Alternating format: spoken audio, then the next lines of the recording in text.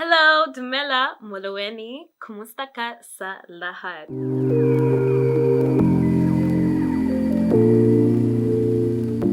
Oh my word, it's been a hot minute since I actually sat down in front of a camera. Okay, well, I've actually been using the camera for travel related content, which is yet to come out shortly. But I thought, why not you and I sit down and have a little chat. This video is in conjunction with the next few videos that are going to come out, and it's because a couple of weeks ago I went to the Philippines. Okay, so this wasn't a solo travel. I did go with somebody. You'll see. I don't want to say it now. You'll see. This video here can relate to anyone that's going to be traveling solo or with friends, family, you name it. I just feel like I want to put this out so at least before you travel somewhere, whether it's the Philippines or Zimbabwe, Jamaica, Ireland, you name it, anywhere in the world, I feel like some of these things would be really useful for you. So without making this intro too long, we're gonna dive straight into it. Like, literally dive.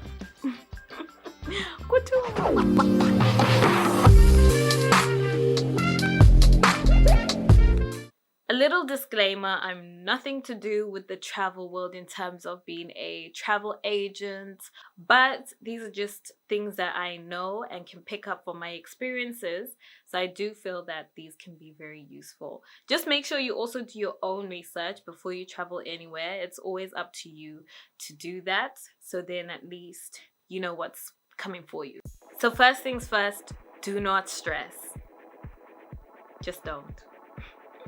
There's a lot of things that are going to be out of our control, and we just have to maybe go with the flow.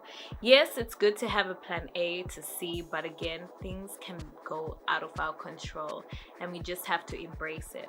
Now, I say this, but I actually stressed out throughout the whole trip, even before landing in the Philippines. I'll quickly explain why, but basically before I even landed, my flights, you know how the situation is around the world with flights here. It affected me too. And this was a long haul flight, I tell you. They switched it up.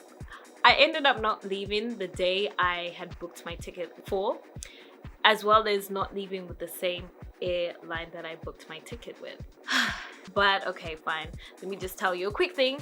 And honestly, I take it as a blessing, something that I'm not going to show off about. But basically, the travel agency that I booked through, there was something like a last step that they couldn't approve. Nothing to do with me though. It was on their side, okay? They ended up switching my flight to the next day. The next day though, what was good is we flew business class. Those of you that had noticed, I was in the business class lounge and stuff like that, yeah, that was the main reason. In actual fact, I had booked economy going with one airline. They switched me to another airline that, yeah, we were flying their business class, so that was good. I also had other mainland flights, so within the Philippines, that was switching and changing. That was a lot of stress because it just meant on my side I had to switch the dates that I was going to be staying in the hotels. And trust me, I had booked more than one hotel because this 2-week trip, yeah, we needed to do everything in the books that we could. But it doesn't mean that I won't be coming to the Philippines again. So definitely do not stress. We made it in the end. Everything that I went through, at least it's like something that I can learn from and at least share with you guys. The second thing on my list is familiarize yourself with the currency. I cannot stress this enough. I thought I did, but I did not. Traveling to different places, there are times when I'm like, okay, fine, I'll just pay for it. I guess because in my mind, I'm like, okay, things in this country is a lot cheaper than things where I actually live. But sometimes you end up paying a little bit more than you expect. And that's also because you need to get used to what the exchange rate is. And also that will help when you maybe booking a taxi, purchasing something, or maybe if you're experienced and you like to negotiate prices, because there are some areas like markets where you can negotiate prices. It's good to know the currency, especially if you're a foreigner. Like, with foreigners, some people will heighten the price of something. That happened to me. I fell in that trap. I mean, I even searched it, how much did I need to pay for this? And it ended up being a lot more that I paid for than what was shown online. Just to help out with maybe familiarizing yourself with the currency is you can download an app. So I know on the Apple Store there's the Currency Converter Plus app, and that one is always so useful to have on your phone. Make that one of your apps that you will download on your phone. Number 4, so this one here is for the Philippines. They have this app called Grab, and with Grab you can order a taxi or order food as well. So it's just like Uber and Uber Eats. I definitely say this again for anywhere in the world that you travel to. If they have a pickup service where you can book a taxi on your phone, then definitely download that. Also, just to add, with the Grab app, it's better if you have a Filipino landline. I say landline, but I mean mobile number. Just before you even leave the airport, there are little mini stores where you can get a SIM card, and that helps a lot. Point number 5, to do with, you know, the taxis and everything, is a 6-seater. You would think you would need it, but say for example you're traveling with 2 people and just 2 medium sizes. Those 2 suitcases can fit in a normal saloon car. Trust me, we only figured this out maybe 3 days before we were even leaving the Philippines. The saloon cars can be a lot more cheaper for 2 medium suitcases. Trust me, they'll take them. They'll put them in the boot. There's enough room for them. Now, when you're moving about, maybe with some suitcases, say for example, you're going to the port to catch a ferry or the airport, there are porters everywhere. Whew. Okay, so hectic times call for hectic experiences, but as a positive, these hectic times can be exchanged for things that I can teach you about, maybe make it easier for you when you're there.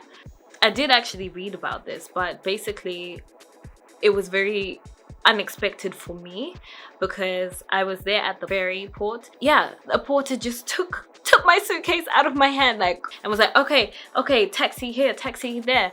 That was so hectic, I tell you. I was like, wait, what? You know, they need their commission, which is fair enough, but I was capable of taking my own suitcase and taking it to a taxi. I'm gonna end it there, but point number 7, don't buy things that you can't finish off. And when I say that, we're talking about food. Sometimes, you know, when you're in a new area, new place, new country, your eyes see so much that you want to experience, taste, smell, hear, and you get so excited.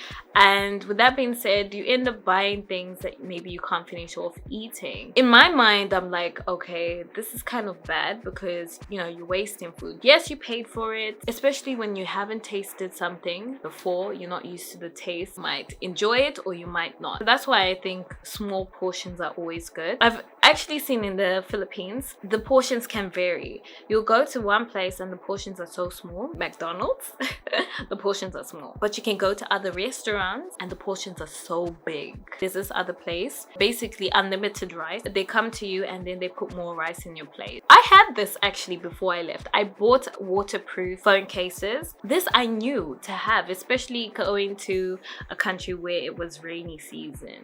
But the thing is, those waterproof cases were not used 24/7. It's easy to carry around. I mean, it can still fit in your pocket. You can be somewhere and then it starts raining and you actually don't have your waterproof case on, and then your phone or something else gets wet.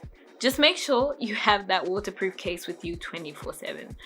That's it. Simple. Have it. Because we actually came home with the phone indulged in water, and it's not working anymore. Point number 9, also to do with being waterproof, is a raincoat. So I have this rain jacket that's so light. Having that in your bag is always a plus if you don't have an umbrella, especially if you're going somewhere where it's really windy. An umbrella can be a bit hectic, so a raincoat is always a plus to have. I know nowadays people want to rock with small bags, but trust me, you can find these really thin raincoats that will really fit in those small bags. Public transport is safe, especially the past couple of years. It's gotten so safe even at night. You even find quite a bit of people out at night, providing there's no restrictions, curfews in that town or place that you're visiting. You can take any mode of transport there and still feel relatively safe. There's a lot of traffic, I would say. There's areas, there's cities that can get so hectic with traffic, but I tell you now, some of the drivers are as safe as they can be. My favorite mode of transport was the jeepney. I only went in the jeepney surprisingly once. The rest of the trip we were relying on Grab. If I could change one thing, I'd say using less of that Grab app and actually going in the jeepney a bit more.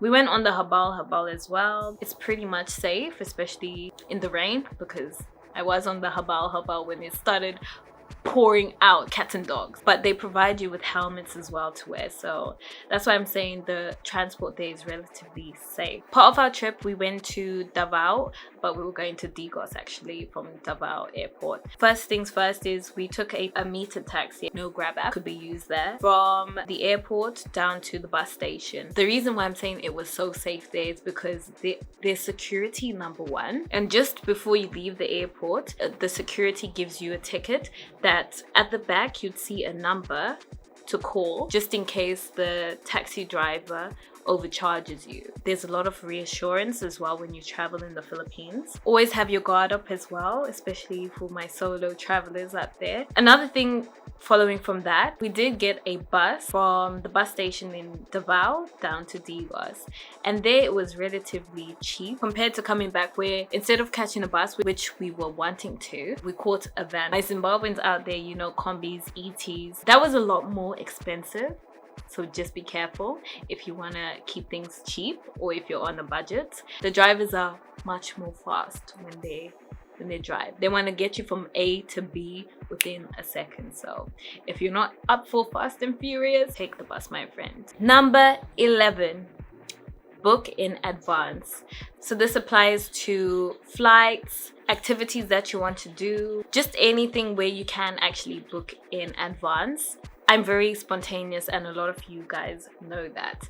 So yeah, I didn't do much booking in advance, because then I can suss out everything, be like, okay, there it looks kind of safe, so maybe I'll do this activity. Nah, I'm not feeling that anymore, so I won't do that activity. If you love to be organized, if you love to know what you're doing way before you even enter the country, definitely book in advance. It'll save you a lot. Tip number 12. Now in the Philippines especially, English is well spoken, but just be very, very mindful that when you go to smaller islands, maybe English might not be the first language, mother tongue I'd say. Get yourself knowing a few words. The main ones, please, thank you. In the Philippines, it's quite common to call somebody brother, sister, kuya, ate, tita, tito. I think it also helps a person to warm up to you, because they can see that, okay, you didn't just come to this country blindly, you didn't just come to just do your thing and then leave. It just shows that you have an interest as well for the country. You want to know more about the people as well. I'd say in the Philippines,